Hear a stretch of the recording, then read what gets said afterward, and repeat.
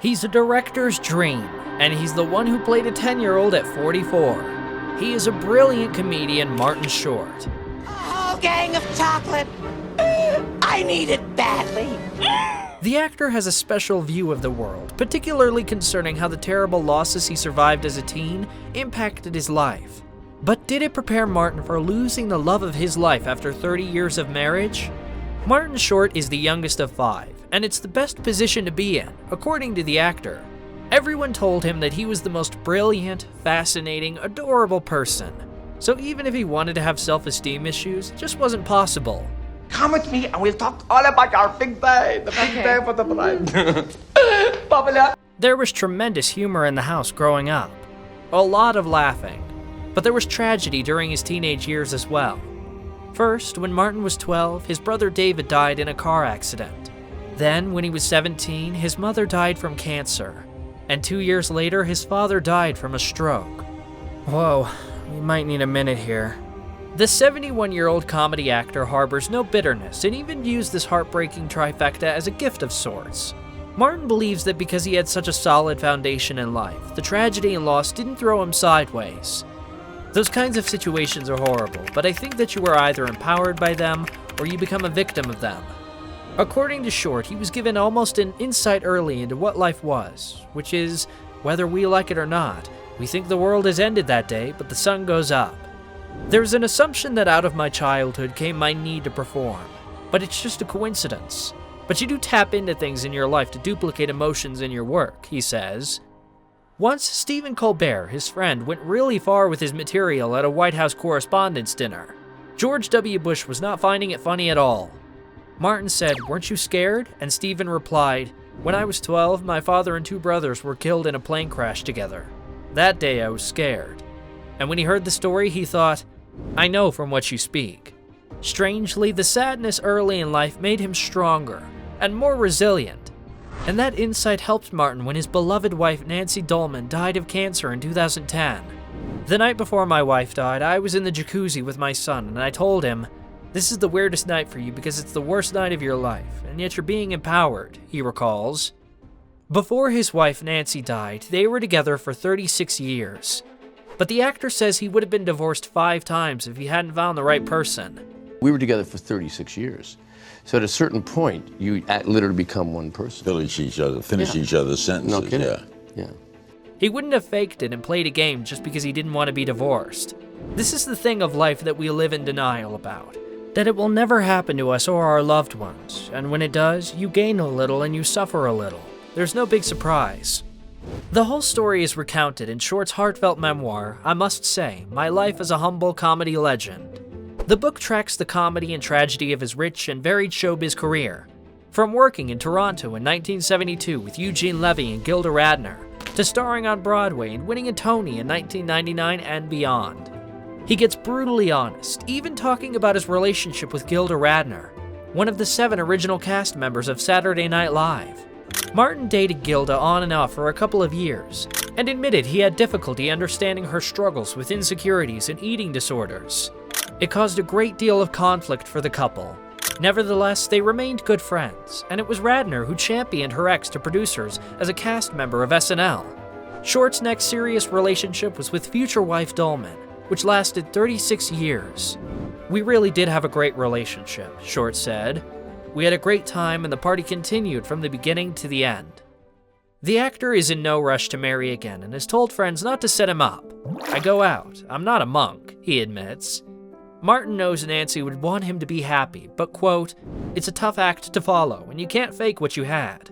His career has been almost as successful as his love life. Short admits that it has been a case of wavering on the precipice of stardom. His first big film, Three Amigos, was not considered a hit, though it has become a cult favorite. Justice, you will find us. Wherever there is suffering, we'll be there. Line. Clifford, with Short playing a 10-year-old boy, performed miserably when released in 1994. But it has become something. The thing he's enjoyed the most about show business is that the smartest way to be in it for so long is not to take it personally. You just show up and you do an eclectic array of things, from commercials to radio to TV to movies, and that's the course of an actor. That's always been my career. Short is friends with heaps of celebrities. Every year he, Steve Martin, Tom Hanks, and producer Walter Parks have a colonoscopy together. We'll get to that, we promise. Still, his memories of Nora Ephron, who he describes as endlessly curious and fascinating, are particularly bittersweet. They were such good friends that the When Harry Met Sally screenwriter requested Martin to be the first speaker at her memorial service. Not only is he an absolute sweetheart around people in real time, but Short also doesn't include a single nasty story about anyone in his memoir. Not even a hint. He just doesn't like books that rip people to shreds. I have not had any experience of working with horrible people, and I think part of it is what I give off. I don't like tension when I work at all, Short says. To me, it's all just fun.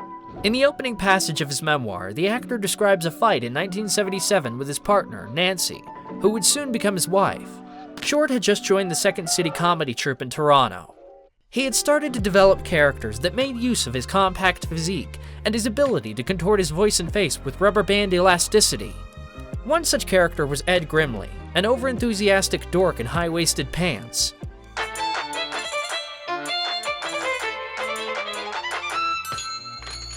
During the fight, which Martin notes was about nothing at all, as most relationship squabbles are, Nancy did something unexpected. She asked to speak with Ed rather than with Martin. He immediately transformed into his alter ego. When Nancy asked Ed what her boyfriend's problem was, he suggested that Martin was jealous of your beauty and wisdom and saddened by his own tragic limitations. He then added, although his endowment has certainly been blessed by the Lord. Nancy thanked Ed and told him to go away. The argument was over. So that if we had a fight, my wife and I, she'd say, oh, I don't want to talk to you anymore. I want to talk to Ed. I like Ed better. So I'd then become Ed and say, oh, what's his problem, Nancy? Talk about self-indulgence, I must say. The scene provides a small yet powerful window into Short's approach to life in comedy and in general. He's always going bigger, broader, rushing headfirst for the joke to break the tension. But his flamboyance carries sweetness and boyish play that has never really left him. Short seems as excited about his work today, at 71 years old, as he was when he first joined the cast of the Canadian sketch show SCTV in 1982. He is a beloved late-night show guest who is always trying to one-up his previous appearance. It may be tempting to see his all-around cheerfulness as a compensation for a challenging personal history. No. Short is empathetic that he doesn't use his humor to cover any kind of pain. The moment for the special party is right here.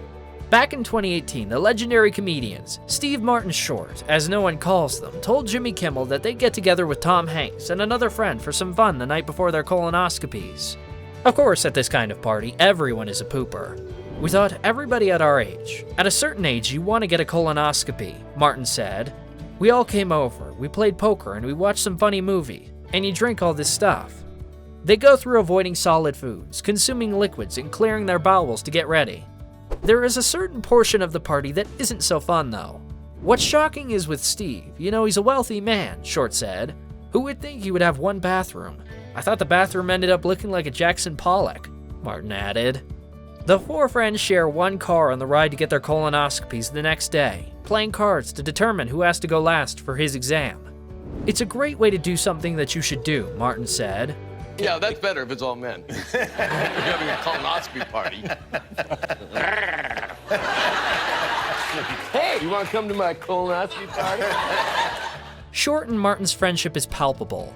Martin says that if he and his wife, the journalist Anne Stringfield, are planning a dinner party and Short can't come, we'll cancel the dinner party. Every generation gets its own Martin Short. Gen X kids know him from Three Amigos, in which he, Steve Martin, and Chevy Chase play out-of-work actors who are mistakenly recruited to fight Mexican gangsters. For millennials, he is a flamboyant wedding planner from The Father of the Bride. Now, Gen Zers can meet him in the Hulu comedy mystery series Only Murders in the Building. Short, along with Steve Martin and their unlikely co-star Selena Gomez, play true crime obsessives who decide to investigate a murder that has occurred in their fancy Manhattan apartment building.